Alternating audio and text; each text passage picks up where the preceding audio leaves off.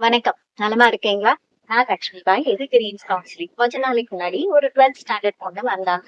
அவங்க என்ன சொன்னாங்க அப்படின்னா, அவங்களுடைய ஃப்ரெண்ட் வந்து இவங்கள படிக்க விடவே இல்ல. அவங்களுடைய பாய் ஃப்ரெண்ட் பத்தி பேசுறாங்க. தனக்கு பிடிக்கல, இல்ல அது தப்புன்னு சொன்னா கூட கேட்க மாட்டேங்கிறாங்க. எல்லா விதத்திலயும் அவங்கள யூஸ் பண்ணிக்கிறாங்க.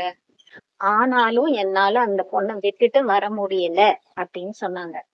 நெறைய பேரு இந்த தப்பு பண்றோம். நம்ம கூட இருக்கிறவங்க, ரொம்ப பிரியமானவங்க தப்பு பண்றாங்க. நம்மள யூஸ் பண்ணிக்கிறாங்கன்னு தெரிஞ்சும், அவங்கள விட்டு விலகாம அவங்களோடயே இருக்கோம். காரணம் கேட்டா அவங்க ரொம்ப பாவம். இது ரொம்ப நாள் நட்பு. நாங்க லவ் பண்றோம்னு எல்லாருக்குமே தெரியும். அவங்கள சார்ந்து தான் நான் ரொம்ப இருக்கேன். அவங்க இல்லாம என்னால எப்படி இருக்க முடியும்? இந்த மாதிரி எத்தனையோ ரீசன் சொல்லிட்டு, இந்த மாதிரி பெர்சனோடயே இருக்கும். ஆனா, அது ரொம்ப தவறு. அது கொஞ்ச நாள்ல என்ன ஆகும் அப்படின்னா, உங்களுடைய நிம்மதி போயிடும். உங்க மேலேயே உங்களுக்கு ஒரு வெறுப்பு வர ஆரம்பிச்சிரும். அதாவது உங்களுடைய செல்ஃப் ரெஸ்பெக்ட் குறைஞ்சிரும். உங்க மேலேயே இருக்கிற மரியாதை குறைஞ்சிரும்.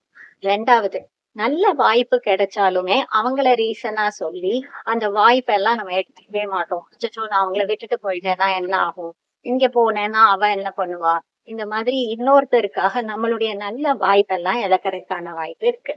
3வது, நம்மளுடைய நிம்மதி. பீஸ் ஆஃப் மைண்ட் தானே எல்லாமே. நம்மளோட வாழ்க்கையே ஒரு மாரி வாக்கிங் ஆன் எக் ஷெல்ஸ்ன்னு சொல்லுவாங்க. அதாவது அந்த முட்டத்தோடு மேல நடந்தா எப்படி இருக்கும்? அந்த மாதிரி எப்போ என்ன நடக்குமோங்கிற பதட்டம் தான் நெறைய இருக்கும். அந்த வாழ்க்கை நிம்மதியா போற மாதிரியே இருக்காது. சோ இதெல்லாம் நடக்கும்னு தெரிஞ்சே அவங்களோட இருக்கலாமா? இதுல கல்யாணம் ஆயிடுச்சுன்னா, வேறு நெறைய காரணங்களும் இருக்கும். ரொம்ப ஈஸியா விலகி வர முடியாது தான். பட் சில கேள்விகள் உங்ககிட்ட நீங்களே கேட்டுக்கோங்களேன், இந்த உறவு பத்தி. அதாவது பொதுவா அவங்க எப்படிப்பட்ட பெர்சன்? உங்ககிட்டன்னு இல்ல. எல்லார்கிட்டயும் எப்படி நடந்துக்கிற ஒரு பெர்சன்? 2வது, அவங்க கூட இருக்கும் பொழுது நீங்க எப்படி ஃபீல் பண்றீங்க? நிம்மதியா இருக்கீங்களா? ஓகேயா எல்லாமே? அப்படின்னு கேளுங்க. இல்ல அவங்க கூட இருக்கும்போது எப்போதுமே ஒரு படபடப்பு இருக்கா? அப்படின்னு. 3வது, ஒன் சைடடாவே இருக்கா? நீங்க அவங்களுக்காக எல்லாம் செய்றீங்க. பட் அந்த பக்கத்துல இருந்து ஒண்ணும் வரலையா? 4வது, அவங்கள ரொம்ப அதிகமா எந்த விஷயத்துல சார்ந்து இருக்கீங்க?